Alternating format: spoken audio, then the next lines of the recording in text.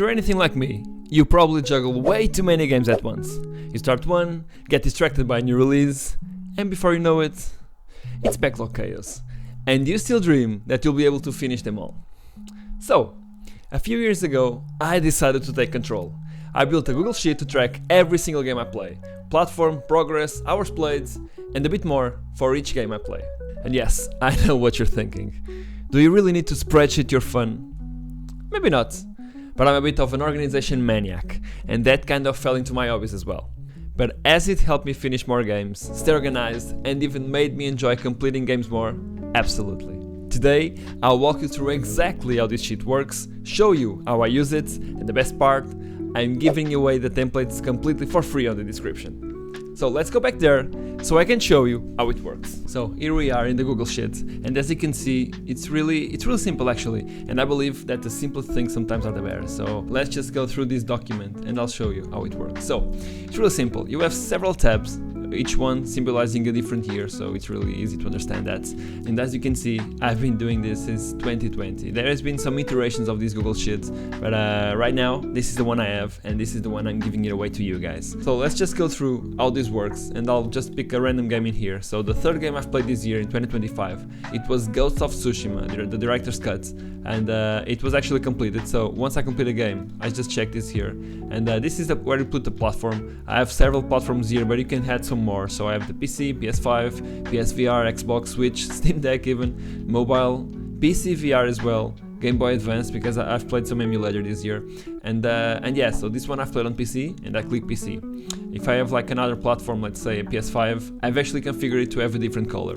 But yeah, this one is on PC, and then I have the conclusion percentage column. So how does this work? This is where I put, once I completed the game, this is where I put how much of the game I've actually completed. So let's look at Pokemon TCG Pocket. It's not a single player game, it's not an entire multiplayer game, but it also has no story. So I just put it no story in here. It's really straightforward, this one. Counter-Strike 2, it's a multiplayer game. Ghost of Tsushima is the first single player game I've played this year.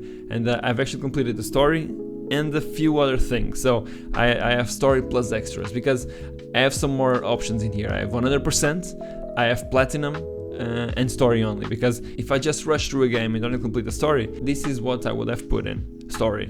But this one is story plus extras, and sometimes I even have like 100% games or platinum games. So this year I haven't platinum anything yet, but if you look at 2024, I've actually platinum Astro's Playroom, and as you can see, I have here platinum, and it's actually on a brighter blue color. But yeah, this is how this column works. And then start.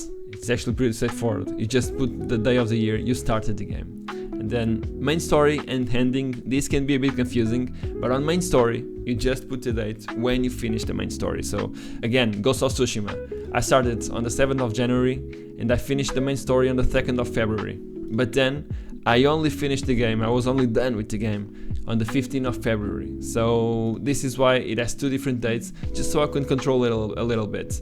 And then there's the real-time column, which differs from the save time column. So real time is the time I go see on the Steam library page, on my PlayStation game page, and it's the time that appears in there, and that's the one that I put in here. And then there's a save time, because some games, although it's not applicable to all of them, some games like Grand Theft Auto 5 Enhanced, which I've actually played this year, some games have different times for save times. So let's say I die a few times. The time that the game gives me, it's actually different from the real time I've actually spent on the game. So I actually register both of them, but the real time is the one I tend to look at the most. So Clair Obscur Expedition 33, which recently came out, it's another game like that, because I already have like 4 hours on Steam, but on my save game, it's about 2 hours and 30. That's because I'm playing on hardest difficulty and I've been dying a lot, so that's the reason. And then just to finish up, I have a notes column. So these notes are in Portuguese because, well, I'm from Portugal, but this is just several notes I take when playing the game. So Counter-Strike, since I've been playing for I don't know how many years, I already had 3,500 hours in the beginning of the year, and I just registered that just so I can know how many hours I've actually played this year. If you look at another here, for example, Counter-Strike 2, I had 3,300 hours. So as you can see, I've played around 200 hours. So Ghost of Tsushima I've actually resumed from 2024, that's what's written here. Sometimes I receive keys for free, so the Final Fantasy VII Rebirth on PC was actually received from Square Enix, so I registered that here. So just so I have a good backlog, so I can look back in the future and actually understand how I played those games and some things that I might find interesting to know in the future.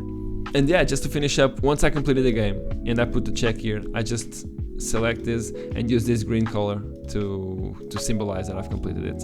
And I also have another for platinums. And when the game is being played, I don't have any color at all. So just so I can see this, I've been playing a lot of games lately, and I'm playing some games at the same time. So this week has been incredible for gaming, as you can see. The Elder Scrolls Oblivion Remastered came out, Clair Obscur, Expedition 33 as well. So yeah, it's an amazing time to be a gamer. It's actually a rough time to complete games because I want to play them all and I just can't do that.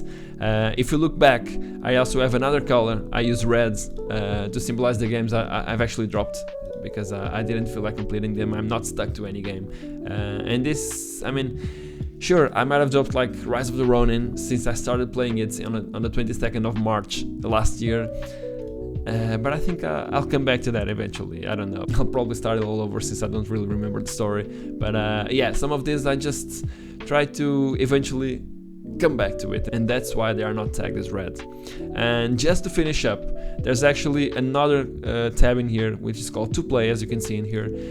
And it's a really simple tab actually. It's just more of a notes tab, just so I know which games are coming out at a glance and which games I know I want to play in the future. So just to know the year they are releasing, what game it is, what platform I want to play it in, the release date and some of the publishers. So as you can see, I'm not really filling this in as I am with the other tabs. It's just for me to have a simple notion of what I have coming this year and in the future here. So yeah. I know that, for example, I want to play Judas, but it doesn't have a release date yet. Grand Theft Auto 6, I want to play that as well, as everyone, but there's still no release date announced. So yeah, so just more of a notes tab. This is it. This is my gaming backlog sheet, but let's go back there to finish the conversation. And that's how I track every single game I play, whether it's for fun, reviews, or even content planning. Honestly, it's such a simple system, but it has helped me finish more games, stay organized, and figure out what's actually worth my time. If you want to try it yourself, the free template is linked in the description. Make a copy, tweak it to your needs, and let me know how you use it. If you found this helpful, give this video a like, maybe even subscribe for more behind the scenes stuff like this. I might have some more nerdy stuff like this, stuff that I love actually. So thanks for watching, and good luck tackling that backlog.